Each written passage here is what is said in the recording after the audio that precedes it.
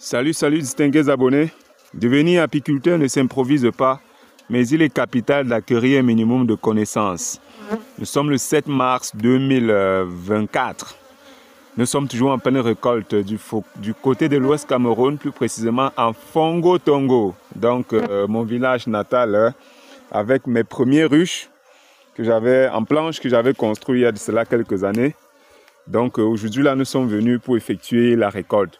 Vous pouvez observer vous-même la qualité de ce miel bien operculé, bien mature, bien pur quoi. Juste pour vous dire que le miel est déjà disponible. Visitez vos ruches, installons les ruches, consommons du miel 100% naturel. Nous sommes venus collecter le loyer. Nous avons construit la maison qui est la ruche que nous avons laissée pour nos abeilles. Elles ont fait du bon travail. Nous sommes venus prélever un peu notre part qui est le loyer. Elles ont très bien travaillé. Nous sommes très satisfaits de leur évolution. Donc, si vous avez besoin de miel naturel, de bien 100% bio, n'hésitez pas de nous contacter via le numéro qui s'affiche en bas de votre écran. Si vous aussi, vous voulez faire de l'apiculture, installer des ruches comme celle-ci, n'hésitez surtout pas de nous contacter. On va vous accompagner à construire, à installer, à suivre vos ruches et vous aussi, vous pourriez récolter du miel mature comme nous le faisons aujourd'hui. Donc, abonnez-vous, abonnez-vous. L'apiculture ne ment pas, c'est le seul business, l'un des rares business, je vais dire ça comme ça, où il n'y a réellement pas d'échec. Le risque est très réduit. Si ce n'est pas qu'on brûle vos ruches, qu'on vient voler les récoltes, tôt ou tard, lorsque vous investissez en apiculture, vous allez toujours récolter. Vous allez toujours faire un retour sur investissement et vous allez toujours faire des bénéfices. Comme je vous disais tantôt, ça c'est par exemple l'une de mes premières ruches en planche. On l'a construite en 2015.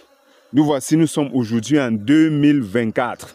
Ça fait déjà 9 ans que je récolte dans cette ruche. Vous pouvez regarder même en observant seulement la vieillesse des barrettes. Le corps de la ruche, vous-même, vous sentez qu'elle a déjà mis long.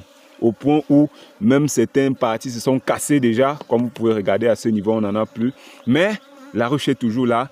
Les colonies sont toujours là. Elles font toujours du très bon travail, quoi. Juste pour vous dire que investissez en apiculture. Vous le savez déjà, nous ne cessons de le répéter. L'apiculture et l'agriculture, ça marche ensemble. Celui qui se lance en agriculture et qui ne fait pas de l'apiculture en parallèle ne sait vraiment pas combien est-ce qu'il perd, ne sait vraiment pas tellement l'importance des abeilles. Pourquoi? Parce que, comme on vous l'a dit, l'abeille est l'insecte impliqué dans la pollinisation des plantes à fleurs et des cultures à plus de 80%. C'est-à-dire quoi? Lorsque vous avez mis votre champ de maïs, votre champ de haricots, vos arbres fruitiers, avocatiers, manguiers, ainsi de suite, lorsque ça fleurit, ce sont les abeilles qui sont les insectes impliqués au moins à 80% dans la pollinisation de cette plante-là, de ces arbres-là, de ces arbres fruitiers. Ça veut dire que si vous n'avez pas une bonne pollinisation, vous n'aurez pas un excellent rendement. Vous aurez beau suivre l'itinéraire technique comme vous voulez, mais si vous n'avez pas une bonne pollinisation, le rendement ne sera pas là. Donc, chers amis, faites comme nous, installez des ruches, consommons le miel, consommons le nectar des dieux. Lorsqu'il est mature comme celui-ci, il est parfait. Donc, comme vous le disiez, comment est-ce qu'on peut savoir que le miel est mature? Le miel est mature lorsqu'il est operculé. Operculé, ça veut dire quoi? Ça veut dire quand vous arrivez, vous allez voir cette fine couche blanchâtre qui recouvre votre rayon de cire. Vous voyez que le rayon de cire est pratiquement à 100% bien operculé. Là, vous savez que votre miel est mature. C'est en ce moment-là que vous pouvez effectuer la récolte. Parce que beaucoup se disent souvent, oh, le bon miel est dense, le bon miel n'est pas liquide, c'est monté, c'est descendu. Non, c'est à ce stade-ci que vous allez récolter. Parce que si vous venez récolter un rayon qui est encore ouvert, je prends un exemple, vous voyez un rayon comme celui-ci. Un rayon comme celui-ci qui est ouvert, ou une alvéole, pardon, comme celui-ci qui est ouvert.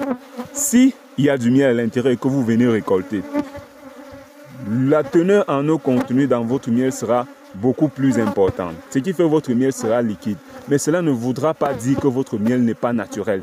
Donc, il y a cette façon-là ou cette polémique-là qui se fait dehors. Comment est-ce qu'on va faire pour savoir que le miel est naturel, le bon miel n'est pas liquide, ainsi de suite? Non. Ici, on parle en termes de maturité du miel. Pour des apiculteurs qui ne trafiquent pas le miel, ils vont toujours récolter ce miel-là à ce stade-ci. Voilà comment on sait que son miel est mûr, son miel atteint la maturité. La densité du miel sera considérable et la teneur en eau de notre miel sera beaucoup plus faible. Elle sera comprise entre 18 et 20%. C'est à ce stade-là que nous récoltons notre miel.